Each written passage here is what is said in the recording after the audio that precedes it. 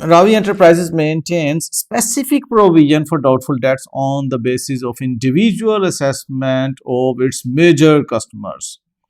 A general provision is also made at 5%. अब बेटे हमें specific और general provision का concept clear हो चुका है. Of the remaining month end balances, ठीक है, जो remaining month end है. Following information pertains to trade debtors and provision for doubtful debts for the month of August 2016. Trade debtors उसके पास जो ओपनिंग बैलेंस है, trade debtors 200, provision for doubtful date specific BEE traders का 100% of the balance जो है वो provision में मौजूद है.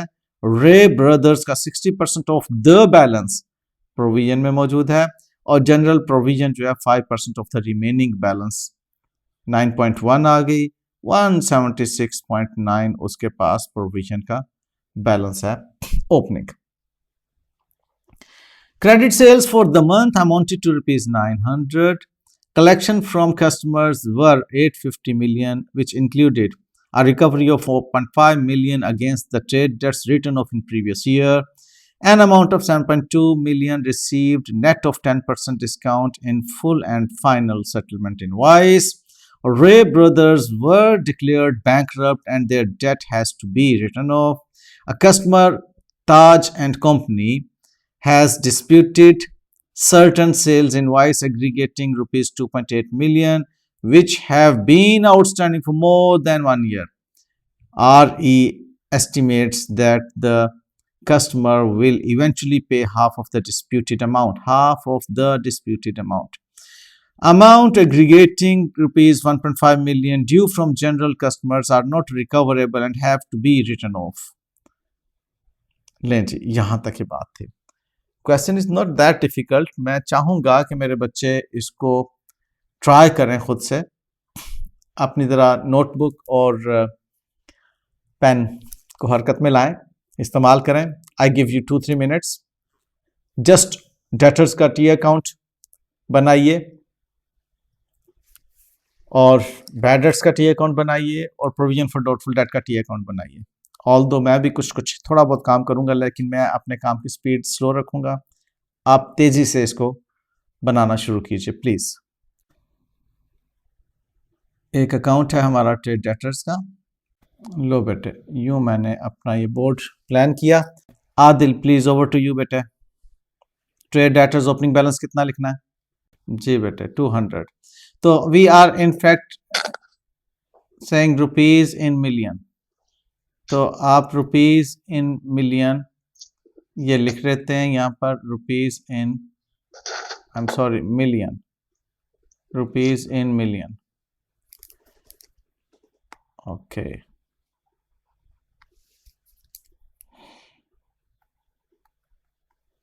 हमारा ओपनिंग बैलेंस है 200 मिलियन. उसके बाद बेटे आगे चलिए. Sir credit sale 900 million. 900 million की क्रेडिट सेल्स हैं. शाबाश बेटे, आगे चलिए. सर जो हमें कैश रिसीव हुआ है ना, उसमें से वो इंक्लूड था जो हमारे पिछली दफा हमारे बैड डेट्स, उनको हमने बैड डेट रिटर्न ऑफ कर दिया था, लेकिन वो हमें मिल गया, तो उनका हम सम उसमें माइनस करेंगे. तो इसकी वर्किंग में आ गया हूं मैं. हमें कैश रिसीव हुआ 850 का. जी सर. और उसमें से लेस कर दूं मैं जो कि बैड डेट्स रिकवर्ड हुए हैं. वो कितने बेटे? 4.5 मिलियन के. तो हमें इनफैक्ट क्रेडिट कस्टमर से जो कैश रिसीव हुआ है, जो इस मरतबा के डेटर से कैश रिसीव हुआ है, वो 845.5. ठीक है, इसको हम यहाँ पर लिखेंगे 845.5. सब बच्चों का समझ आ गया? उसके बाद इसी पॉइंट में वो एक और बात करता है. आदिल बोलो, बताओ बेटे क्या बात वो करता है? सर जो जिस कस्टमर से हमें 7.2 मिला है, उसमें से हमारा डिस्काउंट भी था, नेट ऑफ करके मिला था वो. शाबाश बेटे. तो वो जो बात है वो हमें जो 7.2 मिला है वो आफ्टर डिस्काउंट मिला है. तो मैंने आपको बताया हुआ है कि जिसकी जितनी परसेंटेज होती है उतने से डिवाइड कर देते हैं। तो अगर 10% डिस्काउंट है तो ऑब्वियसली जो 7.2% है वो आपका 90% है। तो डिस्काउंट 10% कितना होगा? जी बेटे बताइए कितना होगा? 0.8। 0.8 मिलियन। शाबाश, ये पॉइंट भी हमने ठीक वर्कआउट कर लिया, ये पॉइंट भी ठीक वर्कआउट कर लिया। यहाँ पर डिस्काउंट 0.8 आ जाएगा जी। उसके बाद अच्छा जी, हम इस पॉइंट को भी वर्कआउट कर चुके, इसको भी वर्कआउट कर चुके, इसको भी वर्कआउट कर। Ray brothers were declared bankrupt and their debt has to be written off. Ray brothers का कितना डेट राइट ऑफ होगा ये जरा बताइए। सर उनका होगा 10। कैसे? सर क्योंकि हमने उनका 60% जो है वो प्रोविजन ली हुई है। माशाल्लाह मेरा तो बेटा, माशाल्लाह, एक्सीलेंट, बहुत अच्छा लगा। इसका मतलब है कि ये 6 जो है ये 60% है, ठीक है। जी सर। तो इसका 100% क्या होगा? माशाल्लाह बेटे, अल्लाह ताला आपको बहुत इज्जतें दे। That's wonderful. Thank you. तो ये हमारा 10 रे ब्रदर्स का जो है बैड हो रहा है। अभी बैड में कुछ और भी आना है, इसलिए मैं बैड डेट की वर्किंग यहीं पर करके आके ले जाऊंगा। रे brothers bad debt return of, ये हमारे रे ब्रदर्स के बैड डेट राइट ऑफ हो गए 10 से। ओके, ये रे ब्रदर्स वाला कॉन्सेप्ट भी हमारा क्लियर हो गया मेरे। अच्छा, यहाँ पर मैं रुक रहा हूँ। मेरे किसी बच्चे को अगर यहाँ तक कोई पॉइंट समझ नहीं आया तो प्लीज माइक ऑन करके मुझसे पूछें। सर ये रे ब्रदर वाला दोबारा एक बार बता ओके बेटे, ओके बेटे।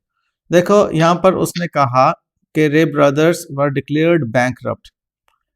बैंकरप्ट का मतलब ये होता है कि दिवालिया हो गया। दिवालिया होने का मतलब है कि उनसे अब पैसे मिलने की कोई तवक्को ही नहीं है, दिवालिया हो गए, कुछ भी नहीं रहा उनके पास। इसलिए आपने कहा कि उसको राइट ऑफ कर दो। अब रे ब्रदर्स से पैसे कितने लेने थे?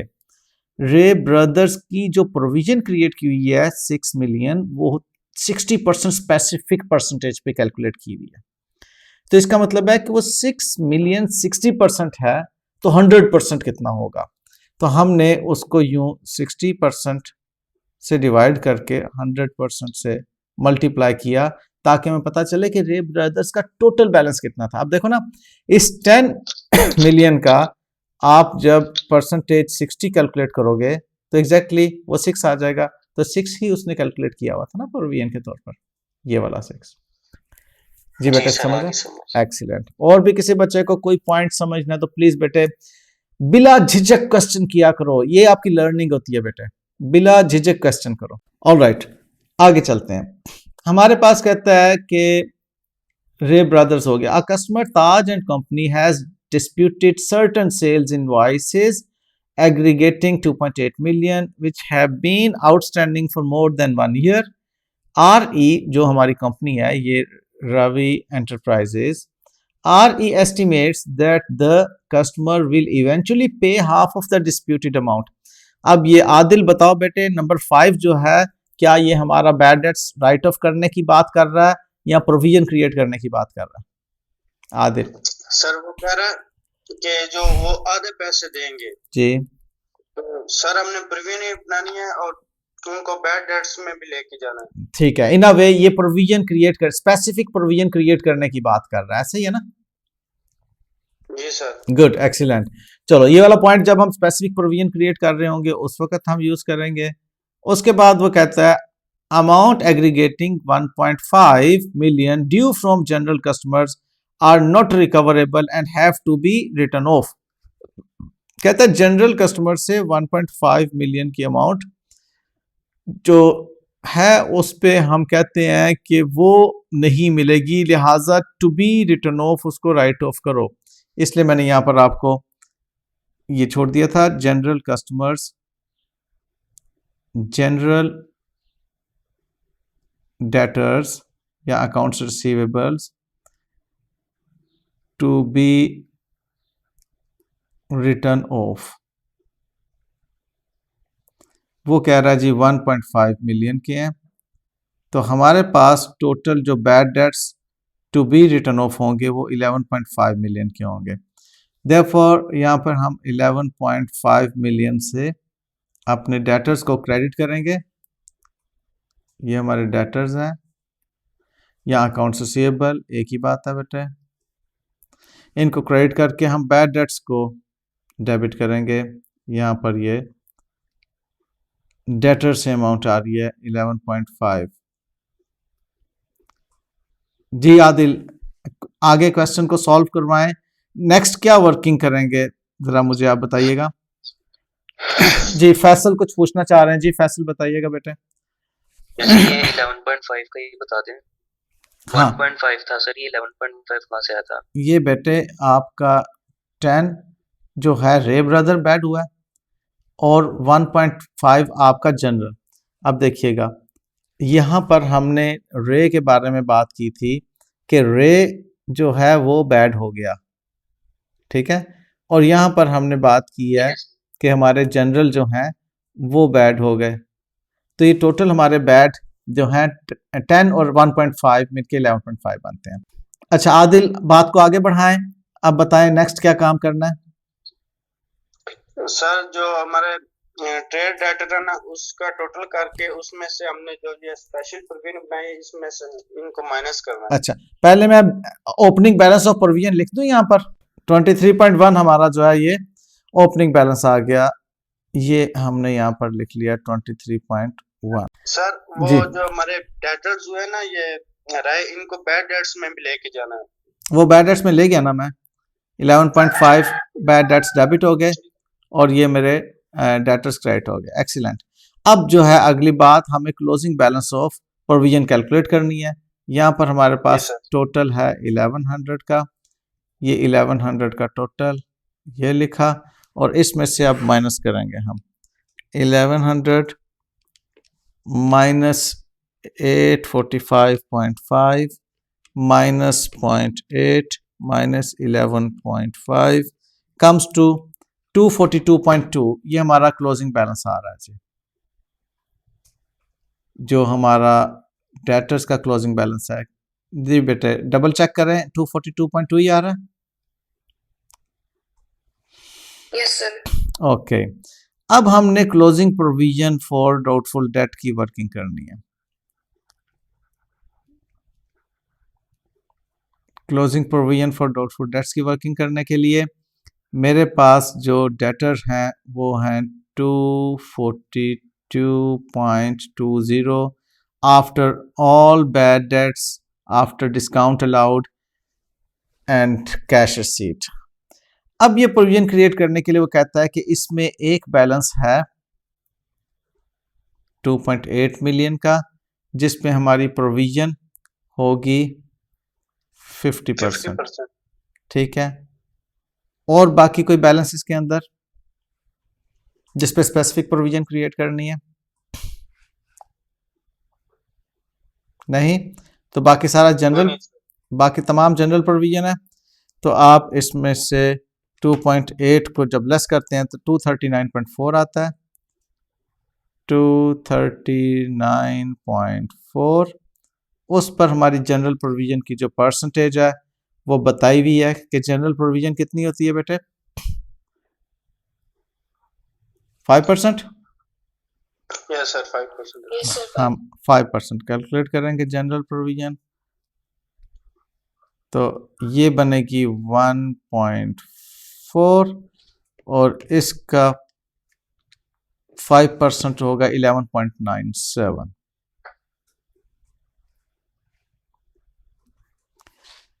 टोटल इसका किया तो हमारे पास प्रोविजन आ गई 13.37। एक्सीलेंट। ये हमें यहाँ पर रिक्वायर्ड है क्लोजिंग बैलेंस जो कैरी फॉरवर्ड होगा प्रोविजन का 13.37। प्रोविजन जो है वो डिक्रीज कर रही है कितने से 9.73 से 9.73 हम बैड डेट्स में ले जाएंगे।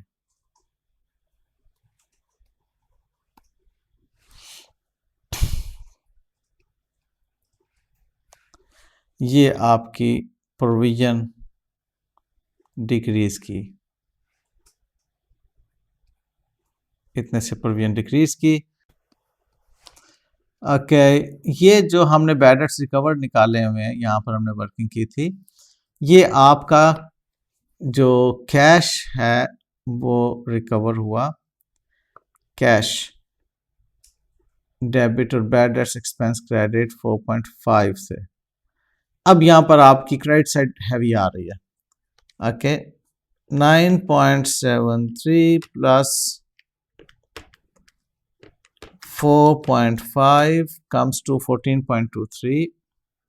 बड़ा अच्छा किया बेटे आपने, फैसल फौरी तौर पे कर दिया, ये मैं इग्नोर कर गया था, भूल गया था इनफैक्ट। -11.5 2.73 हमारा यहाँ से प्रॉफिट लॉस में जाएगा। ये आपका स्टेटमेंट ऑफ प्रॉफिट और लॉस में एक्सपेंसेस में से माइनस होगा। इसको आप जब लिखेंगे, एक्सट्रैक्ट बनाएंगे आप, अगर मैं यहाँ पर एक्सट्रैक्ट बनाऊं, extract of statement of profit और लॉस, तो मैं कहूँगा सब्ट्रैक्ट फ्रॉम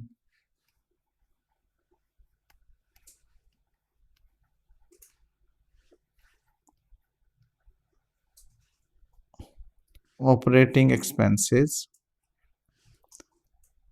2.73। कुछ बच्चे यहाँ पर जो है ना वो खाम खा का झगड़ा करते हैं, कहते हैं सर इसको अदर इनकम में लेकर जाते हैं क्योंकि सर फलानी बुक ने इसको अदर इनकम शो किया हुआ है। बेटे ये बहुत बड़ा गुनाह है, मैं इस तरह से कह रहा हूँ, ब्लंडर भी नहीं कह रहा, गुनाह के लेवल की बात कर रहा हूँ। अगर आप बैड डेट एक्सपेंस का जो क्रेडिट आपके पास बैलेंस आ रहा है उसको आप कहें कि ये तुम्हारी इनकम है, आपके बैड डेट्स रिकवर हो रहे हैं, आपकी इनकम नहीं है। इनकम आपकी गुड्स को सेल करने से होती है, सर्विसेज को सेल करने से होती है, आप कुछ अर्निंग एक्टिविटी करते हैं तो इनकम होती है, उसको इनकम कहते हैं। ये बैड डेट्स का रिकवर करना तो ये आपकी किस्मत है कि आपके जो बैड राइट ऑफ हो गए थे वो आपको रिकवर हो रहे हैं, लिहाजा इसको इनकम नहीं कहेंगे, इसको आप इस साल के जो एक्सपेंसेस हैं उनमें से माइनस करेंगे। इसको अच्छी तरह से समझ लीजिएगा। कोई अगर इसको गलत ट्रीट कर रहा हो तो उसे झगड़ा नहीं करना, बस कह देना कि सर ने कहा था बहुत बड़ा गुनाह है, बस, बाकी अल्लाह के सपोर्ट। ओके, अच्छा, कॉन्सेप्ट की बिल्डिंग अगर कहीं पर भी कुछ भी बॉदर कर रही हो तो प्लीज मैं हमेशा अपने स्टूडेंट्स को कहता हूं कि बिला तकल्लुफ क्वेश्चन रेज किया करें, और बेहतर होता है कि क्लास इन्वायरमेंट में क्वेश्चन रेज करें ताकि बाकी स्टूडेंट्स का भी उसको फायदा हो। वेल, हम ये ऑब्जेक्टिव टाइप क्वेश्चन कुछ थोड़े से देख लेते हैं जितना हमारे पास टाइम है। Opening balance of allowance for doubtful debt account is 1000, whereas the closing balance of receivable is 100,000. What amount of allowance for doubtful debts should be charged to statement of comprehensive income using 5% allowance for doubtful debts for the current accounting period? कह रहा है कि profit loss में आप क्या लेकर जाएंगे amount. Okay, इसको सॉल्व करें। यहां पर क्या हम करेंगे जी, हम टी अकाउंट बना के बात को करते हैं। ऑल दो ये जुबानी वाला सवाल है लेकिन मैं फिर भी टी अकाउंट बना रहा हूँ। ये प्रोविजन का टी अकाउंट है, इसमें हमारे पास ओपनिंग बैलेंस जो है वो 1000 है। ओके, और ये हमारे पास डेटर का उसने क्लोजिंग बैलेंस दिया हुआ है विच इज़ 100,000, और कह रहा है कि डेटर पे हमारी प्रोविजन जो है स्ट्रेट फॉरवर्ड 5% है, which is giving us closing balance of provision equal to 5,000. okay, और अब जो ये इंक्रीज इन प्रोविजन है वो इनफैक्ट जाएगी बैड डेट्स एक्सपेंस में 4,000, और वो 4,000 हमारा प्रॉफिट लॉस को चार्ज होगा। क्वेश्चन क्या था, what amount of allowance for doubtful debt, what amount for allowance for doubtful debt should be charge to the statement of comprehensive income, यानी कि प्रॉफिट लॉस के अंदर, तो वो ए आंसर बन रहा है। बताइए बेटे, एग्री करते हैं?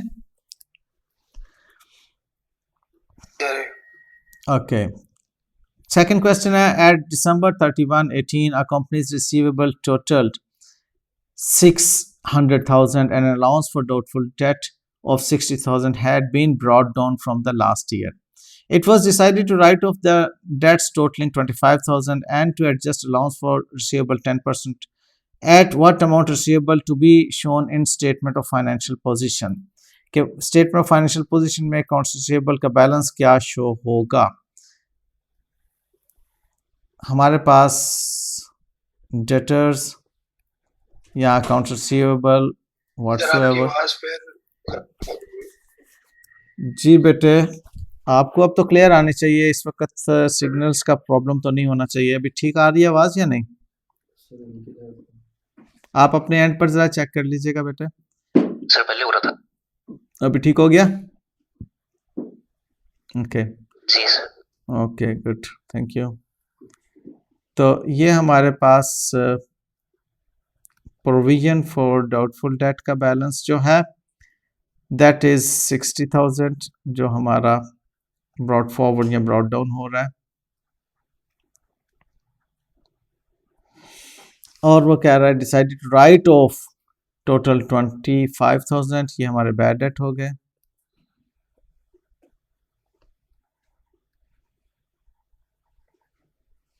And to adjust allowances for receivables at 10% of the receivables, हमारे पास कैरी फॉरवर्ड बैलेंस जो आ रहा है 575,000 का कैरी फॉरवर्ड बैलेंस, और इस पर जो प्रोविजन हमने लेनी है 575 के बैलेंस पर 10% ऑफ द, ये वाला 10% ऑफ द रिसीवेबल बैलेंस हमने प्रोविजन लेनी है जो होगी 57,500 की।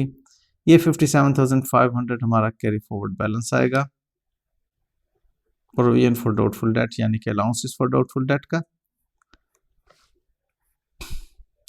जो शो कर रहा है कि हमारा 60 से कम होकर ये 2,500 की डिक्रीज है जो बैड डेट्स में ले जाएंगे। हमारे बैड डेट्स अकाउंट 25, अगर आप उसने हमसे पूछा होता कि बैड डेट्स का बनाएं तो हम बैड डेट्स का अकाउंट भी यहाँ पर बना लेते हैं कि बैड डेट्स एक्सपेंस में जो डेटर्स से अमाउंट राइट ऑफ होकर इधर बैड डेट्स में डेबिट हो रही है वो 25,000 है, और जो डिक्रीज इन प्रोविजन हो रही है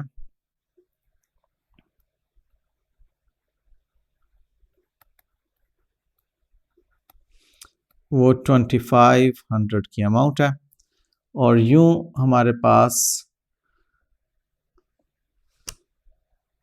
डेटर्स का कैरी फॉरवर्ड बैलेंस जो उसने बैलेंस शीट एक्सट्रैक्ट इनफैक्ट मांगा हुआ है, स्टेटमेंट ऑफ फाइनेंशियल पोजीशन का एक्सट्रैक्ट जो मांगा हुआ है उसमें डेटर्स यानी कि अकाउंट्स रिसीवेबल्स 575,000 और उसके अगेंस्ट जो प्रोविजन फॉर डाउटफुल डेट है that is 57,500।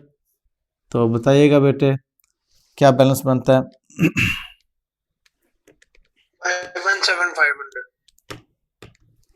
517,500 answer is B. अब नेक्स्ट क्वेश्चन पे आ जाते हैं। अब business has closing receivable balance 75,000। अगर ये थोड़ा चैलेंजिंग ना हुआ तो मैं इसको स्किप कर दूंगा, मैं किसी चैलेंजिंग क्वेश्चन के ऊपर आऊंगा। A business has closing receivable balance of 75,000. It includes one of the accounts receivable named Ali, who is going through financial crisis. It is expected that he can pay 75% of his total debts of 5,000. Business has decided to calculate an allowance for doubtful debts at 5%. What is the amount of allowance? देखो बेटे इस पे specific provision है और general provision है, मैं इसको skip कर रहा हूँ। जनरल प्रोविजन 5% पे है, स्पेसिफिक प्रोविजन जो है वो 75% पर है। आप इसको सॉल्व करेंगे खुद से। The nature of allowances for doubtful debt account is, जी हमने कुछ कॉन्ट्रा एसेट्स के बारे में गुफ्तगू की थी या कॉन्ट्रा अकाउंट्स के बारे में गुफ्तगू की थी? कॉन्ट्रा नेचर ऑफ अकाउंट्स, मैं इसको अब फैसल के क्वेश्चन के बाद फर्दर डिस्कस करना चाह रहा हूँ। कुछ एसेट्स होते हैं, कुछ हमारी लायबिलिटीज, कुछ ओनर्स इक्विटी नेचर के अकाउंट, कुछ एक्सपेंसेस और कुछ इनकम नेचर के अकाउंट होते हैं। ये हमारे मेन हेड्स हैं, ठीक है। नेचर वाइज इनकी डेबिट नेचर है, credit nature, debit nature and credit nature, ये इनकी नेचर है, यहाँ ग्रुप है। कुछ ऐसे अकाउंट होते हैं जो नेगेटिव बिहेवियर रखते हैं,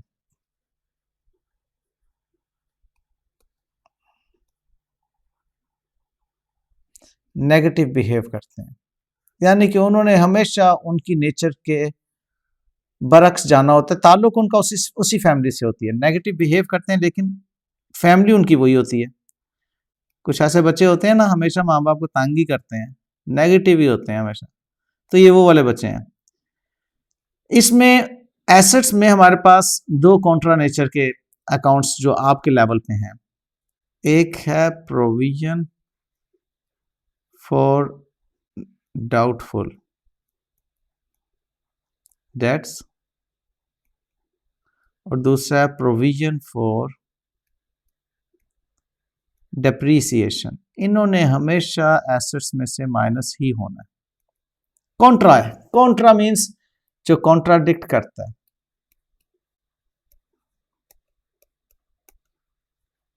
कॉन्ट्राडिक्टिंग नेचर होती है इनकी।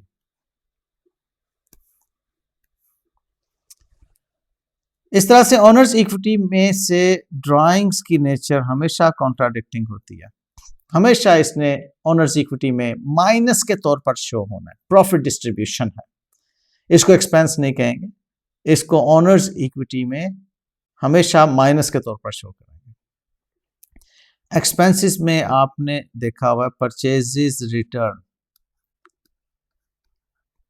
परचेजेस रिटर्न अगेन ये एक्सपेंसेस ही के ग्रुप की एक आइटम है, लेकिन हमेशा कॉन्ट्राडिक्ट करेगा, हमेशा परचेजेस में से माइनस होगा। और सेल्स के अगेंस्ट सेल्स रिटर्न हमेशा कॉन्ट्राडिक्ट करेगा सेल्स को, और सेल्स में से माइनस ही होगा। ये वो बेटे चंद अकाउंट हैं जो कि आपके नेगेटिव बिहेव करते हैं, हमेशा कॉन्ट्राडिक्टिंग नेचर होती है, एसेट्स में से माइनस होते हैं। प्रोविजन फॉर डाउटफुल डेट हमेशा, प्रोविजन फॉर डेप्रिसिएशन हमेशा। कभी ऐसा नहीं होगा कि उसको प्रेजेंटेशन के वक्त आप, अच्छा जो भी ये चीजें हैं ये at the time of presentation है, याद रखिएगा, at the time of presentation. Presentation का मतलब क्या मतलब है? Presentation of statement of financial position and statement of profit और लॉस। जब आप उसको प्रेजेंट करने जा रहे हैं, जिसे आप कहते हैं कि फॉर्मेट बनाकर आप जब लिखते हैं उसको, जब प्रेजेंट करने जा रहे हैं अपनी फाइनेंशियल स्टेटमेंट को, उस वक्त आप इसको नेगेटिवली ट्रीट करते हैं। तो जो account at the time of presentation, जब यह फैसला आपके लिए बेटे बात हो रही है, जो account at the time of presentation negative behave करे उसको कॉन्ट्रा नेचर ऑफ अकाउंट कहते हैं बेटे। अब वो किसके अगेंस्ट कॉन्ट्रा, वो बात देखें कि प्रोविजन फॉर डाउटफुल डेट हमेशा एसेट के अगेंस्ट कॉन्ट्रा होगा, यानी कि अकाउंट्स रिसीवेबल के अगेंस्ट कॉन्ट्रा होगा, इसलिए यहां पर इसको कॉन्ट्रा एसेट अकाउंट के तौर पे कहा गया। ठीक है बेटे, समझ आ गई बात की? जी सर, अब क्लियर है। Excellent, better. At the end of accounting period, KLM company finds out that its total receivables are 10,000. On scrutiny of accounts, it turned out that a bad debt amounting to 1,000 was not recorded in the books of accounts. Was not recorded. तो बस record कर दो, मतलब क्या हुआ? Further right of हो रहे हैं। ठीक है, हमारे पास at the end of the period जो रिसीवेबल थे उसमें आपके राइट ऑफ करने हैं 1000. Furthermore, having considered the current economic situation, management of the company decided to increase the allowance for doubtful debt by 500 के इंक्रीज करना है. तो हमें मालूम है जब भी इंक्रीज करना होता है प्रोविजन फॉर डाउटफुल डेट को या अलाउंस फॉर डाउटफुल डेट को, हम बैड डेट्स को डेबिट करते हैं और अलाउंसेस को क्रेडिट करते हैं. Find out what net amount to be expensed out in the statement of comprehensive income. हमें कितनी amount statement of comprehensive income में एक्सपेंस के तौर पर शो करना होगी. अब देखो हमारे 1000 के बैट और ये इंक्रीज इन प्रोविजन 5, तो टोटल क्या बनती है बेटे? 1500. इजी. आगे चलते हैं.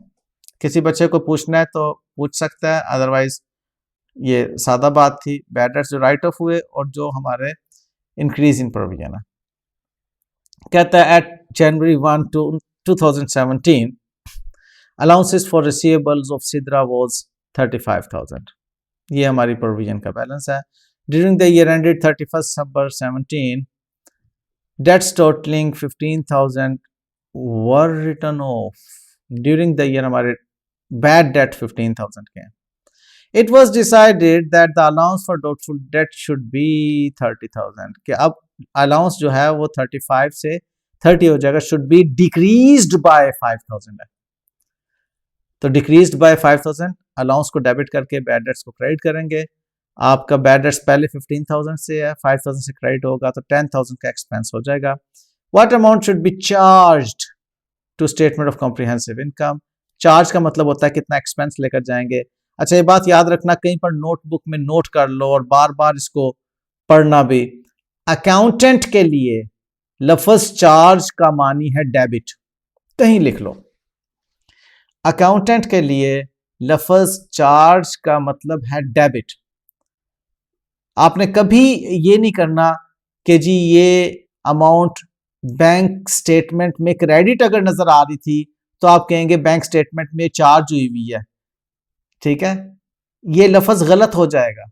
बैंक स्टेटमेंट में अगर वो क्रेडिट अमाउंट लिखी जा रही है तो आप कहेंगे ये बैंक स्टेटमेंट में क्रेडिट अपीयर हो रहा है.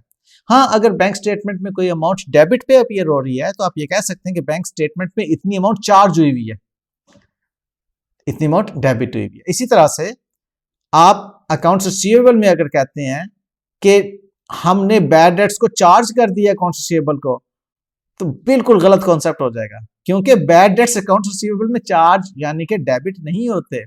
बैड डेट्स अकाउंट्स रिसीवेबल में क्रेडिट होते हैं. तो अकाउंटेंट के लिए लफ्ज चार्ज का मतलब है डेबिट.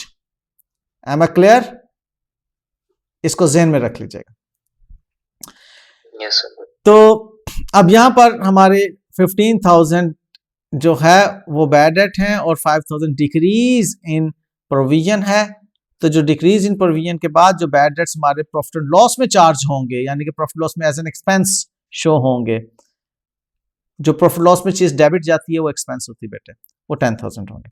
कहते हैं which of the following can be most relevant to calculation of allowances for doubtful debt?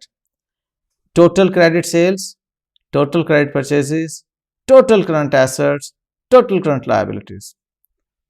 क्यों बेटे, कौन सी रेलिवेंट इंफॉर्मेशन है? परचेजेस तो बिल्कुल भी नहीं, उसका ताल्लुक ही नहीं बनता हमारा अलाउंसेस फॉर डाउटफुल डेट से.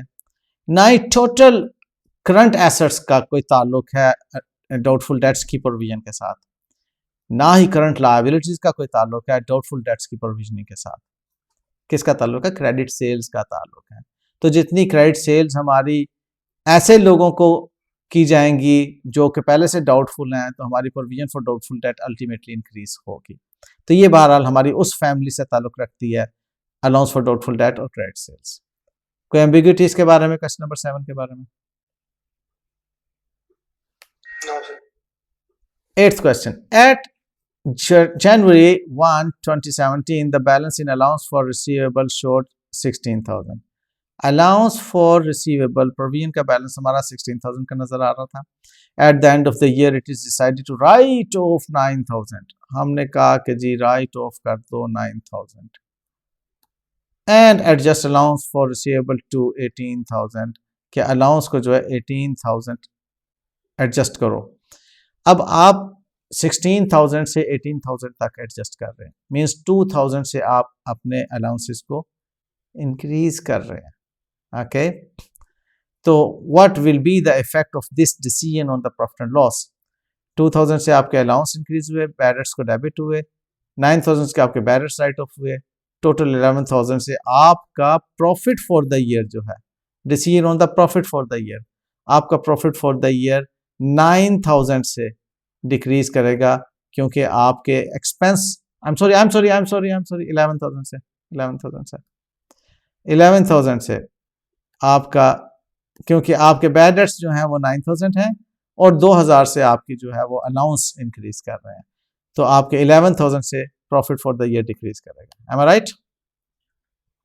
Clear? Ji sir. Okay, good show.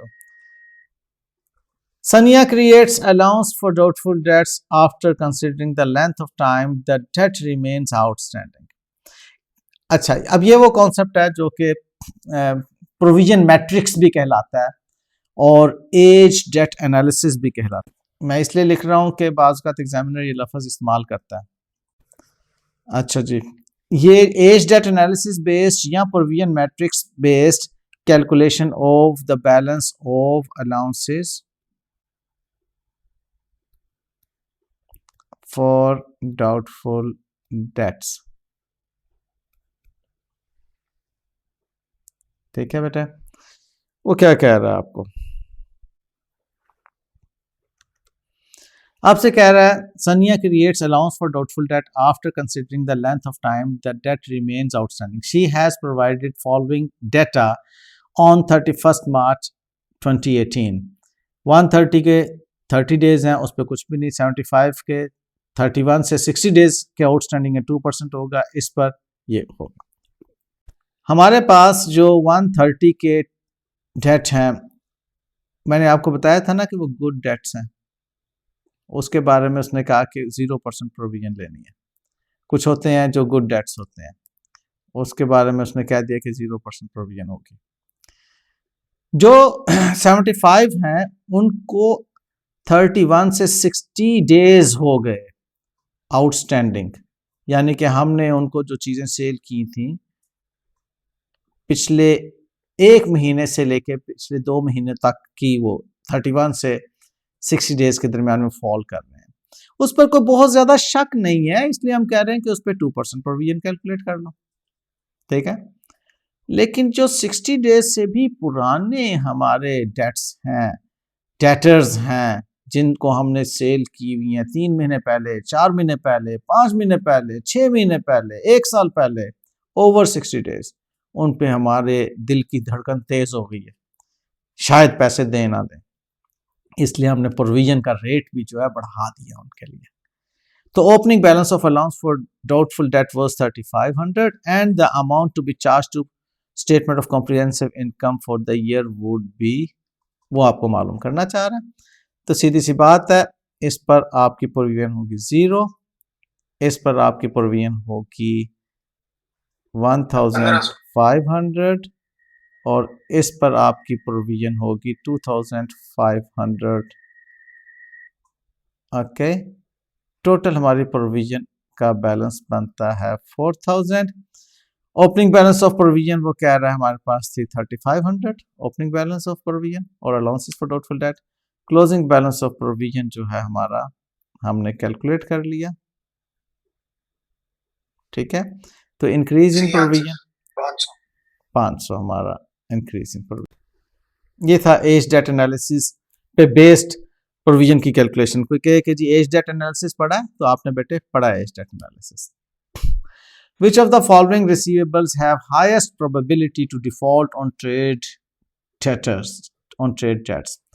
Current month, 90 days old, 60 to 90 days and 30 to 60 days। वही एज डेट एनालिसिस की वो बात कर रहा है। कहता है हाईएस्ट प्रोबेबिलिटी ऑफ डिफॉल्ट कौन सा होगा? 90 days सर। शाबाश। The older the debt, जितना ज्यादा पुराना डेट होगा उतने दिल की धड़कन तेज हो जाएगी और उतनी फिर probability of highest percentage of provision होगी। The business has received an amount of 1,000 from a receivable that had been previously written off as irrecoverable. Bad debts recover हो रहे हैं आपके 1000 के. What is the correct accounting entry to record the transaction? अच्छा, अब जिससे पूछूं वो बताएगा, अभी खुद से कोई नहीं बताएगा. हारिस गौरी, आपकी तरफ से पार्टिसिपेशन रिक्वायर्ड है. हारिस बेटे, जी सर. कौन सी अकाउंटिंग एंट्री इसमें अच्छी लग रही है? Sir cash A option, cash to doubtful debts. शाबाश, ए ऑप्शन. कैश डेबिट होंगे, शाबाश हारिस, एक्सीलेंट. और जो एक्सपेंस है, बैड डेट्स एक्सपेंस है, वो क्रेडिट होगा. एक्सीलेंट.